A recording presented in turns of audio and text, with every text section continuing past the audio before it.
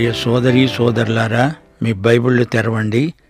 ఈరోజు మన పాఠం ప్రకటన గ్రంథం 11వ అధ్యాయం 1 నుండి 6వ వచనం వరకు.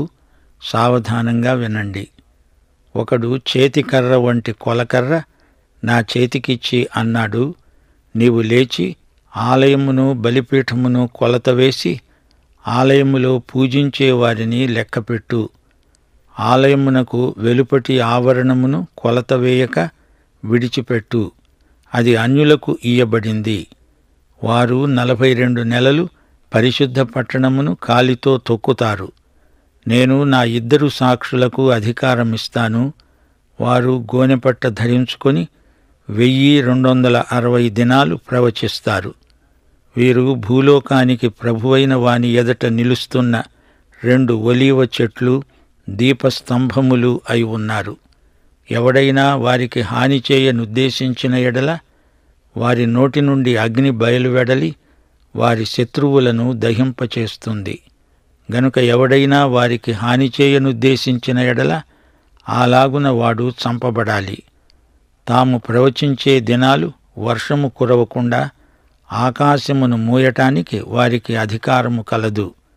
మరియు వారికి ఇష్టము వచ్చినప్పుడెల్లా నీళ్లు రక్తముగా చేయటానికి, నానా విధములైన తెగుళ్లతో భూమిని బాధించటానికి వారికి అధికారము కలదు. శ్రోతలు వింటున్నారా? 6-7 బూరల మధ్య జరిగినది ఈ అధ్యాయం 14వ వచనం వరకు చెప్పబడింది. 42 నెలల కాల వ్యవధి అన్యులకు ఇయ్యబడింది. 2 సాక్షులు 42 నెలలు సాక్ష్యమిస్తారు. రెండో శ్రమకాలం, అప్పుడే 7వ బూర మోగుతుంది. ఈ అధ్యాయం మనకు పాత నిబంధన నేపథ్యాన్ని గుర్తు చేస్తుంది.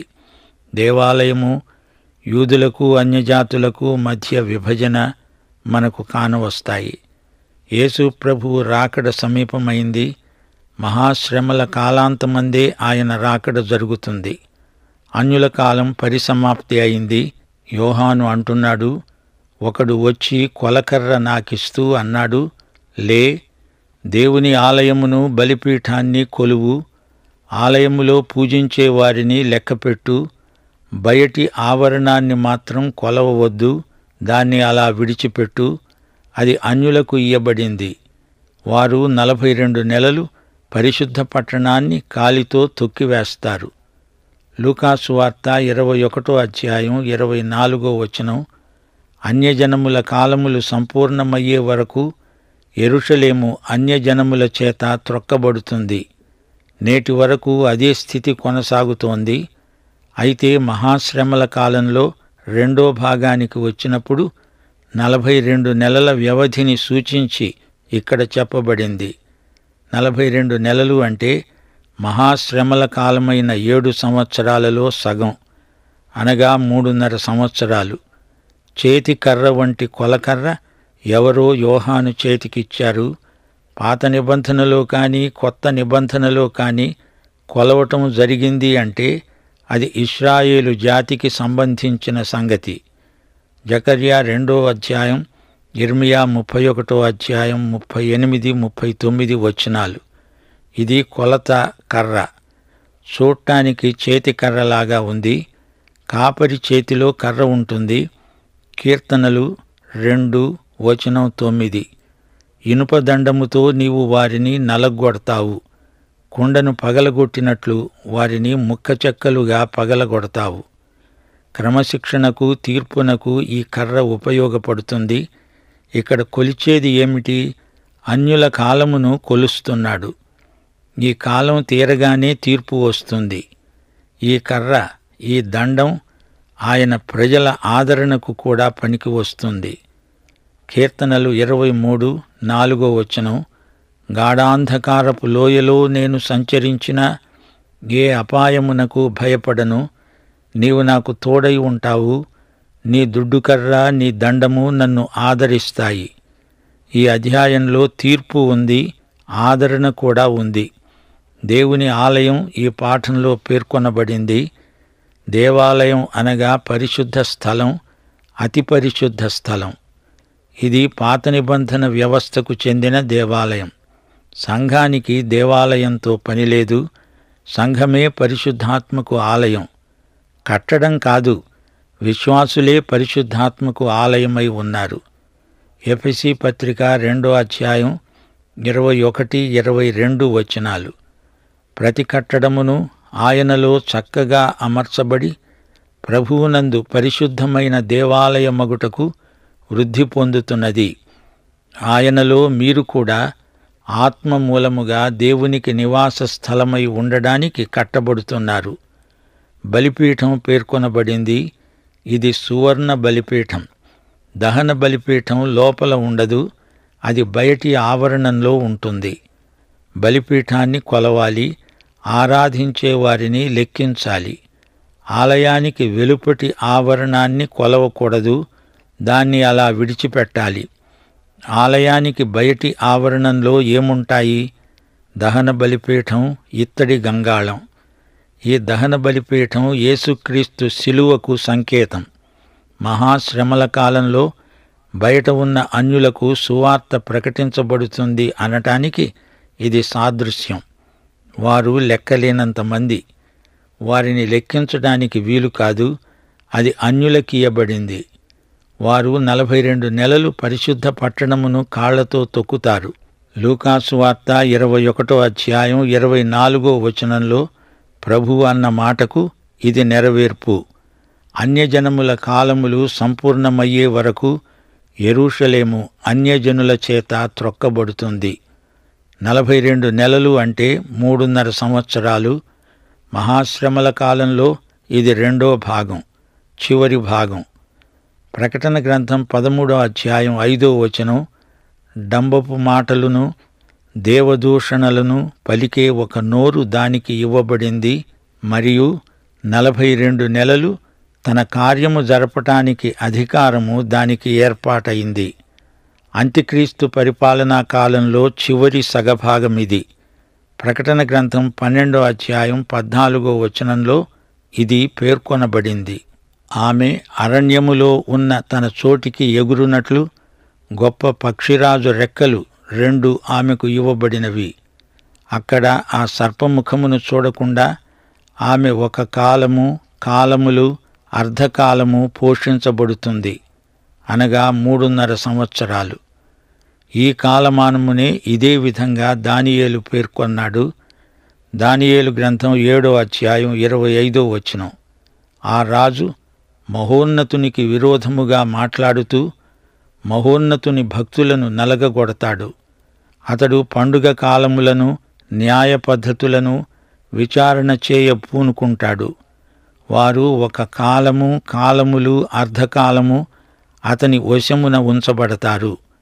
దానియేలు గ్రంథం 12వ అధ్యాయం 11వ వచనం.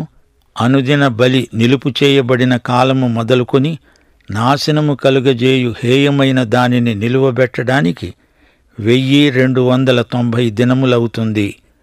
1290 రోజులు అంటే 3.5 సంవత్సరాలు. దానియేలు గ్రంథం 9వ అధ్యాయం 27వ వచనం ఇదే మాట అంటోంది. అతడు ఒక వారము వరకు అనేకులకు నిబంధనను స్థిరపరుస్తాడు. అర్ధవారమునకు బలిని నైవేద్యమును నిలిపివేస్తాడు. హేయమైనది నిలిచే వరకు నాశనము చేసేవాడు వస్తాడు. నాశనము చేసేవానికి రావాలని నిర్ణయించిన నాశనము ముగించే వరకు ఈలాగున జరుగుతుంది. ఇక్కడ మహాశ్రమల కాలం 2గా విభజించబడింది. వారము అంటే 7 సంవత్సరాలు. ఇది దానియేలు ప్రవచనంలో 70వ సంవత్సరం. ఇదే మహాశ్రమల కాలం. ఇక 2 సాక్షులను చూడండి. ఈ 2 సాక్షులకు దేవుడు అధికారమిచ్చాడు. వారు గోనెపట్ట ధరించిన వారై 1260 దినాలు ప్రవచిస్తారు.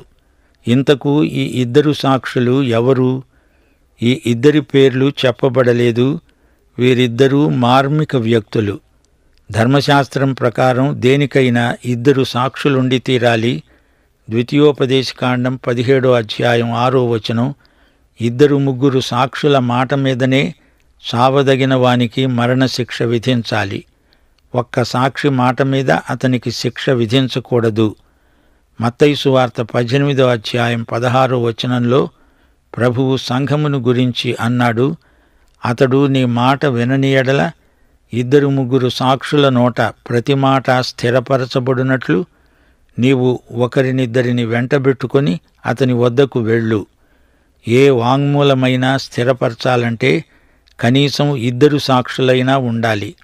దీన్ని బట్టి ప్రకటన గ్రంథంలోని ఈ 2 సాక్షులు మనుష్యులే అని మనం గుర్తించాలి. వీరిద్దరిలో ఒకడు ఏలియా. మలాకీ గ్రంథం 4వ అధ్యాయం 5వ వచనం, యెహోవా నియమించిన భయంకరమైన ఆ మహాదినము రాకమునుపు నేను ప్రవక్త అయిన ఏలియాను మీ వద్దకు పంపుతాను అన్నాడు దేవుడు. మత్తయి సువార్త 17వ అధ్యాయం 11వ వచనంలో ప్రభువు ఇదే మాట అన్నాడు. ఏలియా వచ్చి సమస్తమును చక్కబెడతాడు అన్న మాట నిజమే. ఈ దాఖలాలను బట్టి ఈ 2 సాక్షులలో ఒకడు ఏలియా అని మనం ఖండితంగా చెప్పగలము. ఈ 2 భూలోకమునకు ప్రభువైన వాని ఎదుట నిలుస్తున్న 2 ఒలీవ చెట్లు, 2 దీపస్తంభములు. 1 రాజులు 17వ అధ్యాయం 1వ వచనంలో ఏలియా ఏమన్నాడు? ఎవని సన్నిధిని నేను నిలువబడి ఉన్నానో ఇశ్రాయేలు దేవుడైన ఆ యెహోవా జీవము తోడు. 2 సాక్షులు, 2 దీపస్తంభాలు. వీరు వెలుగునిచ్చే దీపస్తంభాలు. 2వ దీపస్తంభం బాప్తిస్మకుడైన యోహాను. యేసు మొదటి రాకడకు అతడు ఆగమన దూత. అతని వైఖరి, వాలకం అంతా ఏలియాయే. ఈ 2కి ధైర్య సాహసాలు సమానంగా ఉన్నాయి. చీకటి శక్తులను ఎదిరించి నిలువగలరు. ఏలియా పాత నిబంధన సాక్షి, బాప్తిస్మకుడైన యోహాను కొత్త నిబంధన సాక్షి. బాప్తిస్మకుడైన యోహాను సంఘములోని వాడు కాడు. సంఘం క్రీస్తు వధువు. అతడు పెండ్లి కుమారుని స్నేహితుడు మాత్రమే. అతడు వధువు సంఘ సంబంధి కాడు. పాత నిబంధన ప్రవక్తలలో ఏలియా, కొత్త నిబంధనలో బాప్తిస్మకుడైన యోహాను, వీరిద్దరి ప్రత్యేకతను ప్రభువే స్వయంగా పేర్కొన్నాడు. సంఘం ఎత్తబడే సందర్భంలో మరణించకుండానే మహిమ శరీరాలకు మార్చబడి పరలోకానికి వెళ్ళేవారు చాలామంది ఉంటారు. 2వ సాక్షి హనోకు అని, మోషే అని కొందరంటారు గాని అతడు బాప్తిస్మకుడైన యోహాను అనడం సమంజసం. అయినా ఈ సాక్షుల గుర్తింపు కాదు ఇక్కడ ముఖ్యమైనది. వారు కనిపించిన కాలం ముఖ్యం. వారు ప్రవచించిన కాలం 1260 రోజులు. 7 సంవత్సరాలలో మొదటి 3.5 సంవత్సరాలు వీరు ప్రవచించారు. ఎందుకనగా చివరి 3.5 ఏండ్ల కాలంలో మృగం కనిపిస్తుంది. మృగం వచ్చే వరకే వారు ప్రవచిస్తారు. అప్పుడు వారు హతసాక్షులవుతారు. వారు గోనెపట్టలు ధరించుకున్నారు. వీరి దుస్తులు ధర్మశాస్త్ర యుగమును చూపుతున్నాయి, కృపాయుగము కాదు. వీరిద్దరూ ఏలియా, బాప్తిస్మకుడైన యోహాను. వీరిద్దరి వ్యక్తిత్వాలు పాత నిబంధన వ్యవస్థను స్ఫురింపచేస్తాయి. 2 ఆలివ్ చెట్లు అనగానే జకర్యా దర్శనం మనకు జ్ఞాపకం వస్తుంది. అందులో 2 దీపస్తంభాలు, 2 వ్యక్తులు. జకర్యా 4వ అధ్యాయంలో వివరాలున్నాయి. యెహోషువ, జెరుబ్బాబెలు అనే 2 ఆ 2 దీపస్తంభాలు. పరిశుద్ధాత్మ శక్తి చేతనే వారు ప్రతిఘటనలను ఎదుర్కోగలిగారు. జకర్యా 4వ అధ్యాయం 6వ వచనం, శక్తి చేత కాదు, బలము చేత కాదు, నా ఆత్మచేతనే ఇది సాధ్యమని యెహోవా సెలవిచ్చాడు. మహాశ్రమల కాలంలో పరిశుద్ధాత్మ ఉంటాడని మనం గ్రహించాలి.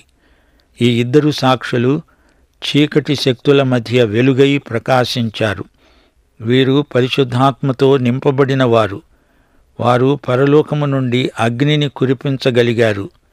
1 రాజులు 18వ అధ్యాయం 38వ వచనం, 2 రాజులు 1వ అధ్యాయం 10వ వచనం. ఏలియాను చూడండి. మత్తయి సువార్త 3వ అధ్యాయం 11వ వచనంలో యోహాను కూడా అగ్ని బాప్తిస్మమును గురించి మాట్లాడాడు. నేను నీళ్లలో బాప్తిస్మమిస్తున్నాను, నా వెనుక వస్తున్నవాడు నాకంటే శక్తిమంతుడు, ఆయన పరిశుద్ధాత్మలో అగ్నిలో మీకు బాప్తిస్మమిస్తాడు. ఈ ఇద్దరు సాక్షులు అమరజీవులు. వారి సేవ ముగిసే వరకు ఎవ్వరూ వారిని ఏమీ చేయలేరు. దైవ సేవకుల బలం పరిశుద్ధాత్మే. దైవ సేవకులందరూ దేవుడు అప్పగించిన పని చేసి ముగించే వరకు వారు అమరజీవులే. వారి పని కాగానే దేవుడే వారిని తీసుకువెడతాడు. ఈ ఇద్దరు సాక్షులు వర్షం కురవకుండా చేశారు, ఆకాశాన్ని మూయగలిగారు, నీళ్లను రక్తంగా మార్చగలిగారు, నానావిధమైన తెగుళ్లను రప్పించగలిగారు. దీన్ని బట్టి అతడు మోషే అయి ఉంటాడేమో అని కొందరి భావం. మోషే కాదు, హనోకు కాదు. వారికి ప్రభువుకున్న శక్తి ఉంది. ప్రకటన 19:15 జనములను కొట్టడానికి ఆయన నోటి నుండి వాడి అయిన ఖడ్గము బయలువెడలింది. ఆయన ఇనుపదండముతో వారిని ఏలుతాడు. ఆయనే సర్వాధికారి అయిన దేవుని తీక్షణమైన ఉగ్రత అనే మద్యపు తొట్టి తొక్కుతాడు. ఆ మాటకొస్తే ఈ ఇద్దరు సాక్షుల వల్ల మోషే కాలములో కంటే ఎక్కువ తెగుళ్ళు, అద్భుతాలు జరిగాయి. అందరికంటే శ్రేష్ఠుడు యేసు ప్రభువు. వీరు దేవునికి విశ్వసనీయులైన సేవకులు. వీరిద్దరూ ఎవరు అనే వివాదం కన్నా వీరి ప్రభువు ఎంత గొప్పవాడు అని గుర్తిస్తే అది దేవునికి మహిమ.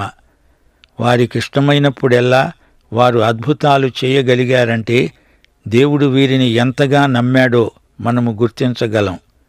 మనుష్యులందరూ నమ్మదగిన వారు కారు. నమ్మకమైన వారికే దేవుడు ఆ విధంగా అధిక శక్తులు అప్పగిస్తాడు. దేవునికి స్తోత్రం. కొందరిని దేవుడు ఉన్నట్లుండి వారి పదవి నుండి తొలగించవచ్చు. ఎవరు విశ్వసనీయులో దేవునికి బాగా తెలుసు. శ్రోతలు, ప్రకటన 11 ఈ గ్రంథం మొత్తంలోకి ముఖ్యమైనది, కఠినమైనది కూడా. 1-2 దేవాలయం కొలువబడింది. 3-6 వరకు ఇద్దరు సాక్షులు. వీరి నోటి నుండి మంటలు వచ్చి శత్రువులను మింగివేశాయి. వారు సాక్ష్యమిస్తూ ఉంటే వారి సంరక్షణ కోసం దేవుడు చర్య తీసుకుంటాడు.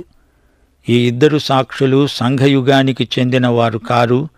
సంఘం పని శత్రువును నాశనం చేయటం కాదు. ఈ సాక్షుల సేవ కొద్ది కాలమే అయినా గత చరిత్రలోని సంభవాలు పునరావృతమయ్యాయి. ఏలియా కాలంలో, మోషే కాలంలో జరిగినవే కొన్ని ఇంకా విస్తృతంగా జరిగాయి. ఇద్దరు సాక్షులు ఏలియా, బాప్తిస్మకుడైన యోహాను. ఇద్దరూ కలిసినప్పుడు జరిగిన విశేష సంఘటనలివి. యోహాను అంత గొప్ప ప్రవక్తను మరే తల్లి కని ఉండలేదని ప్రభువే స్వయంగా చెప్పాడు. పాఠం ఇంతటితో సమాప్తం. ప్రభు అయిన యేసుక్రీస్తు వారి కృప, తండ్రి అయిన దేవుని ప్రేమ, పరిశుద్ధాత్మ యొక్క అన్యోన్య సహవాసము, సమాధానము మనకందరికీ సదాకాలము తోడై ఉండునుగాక. ఆమేన్.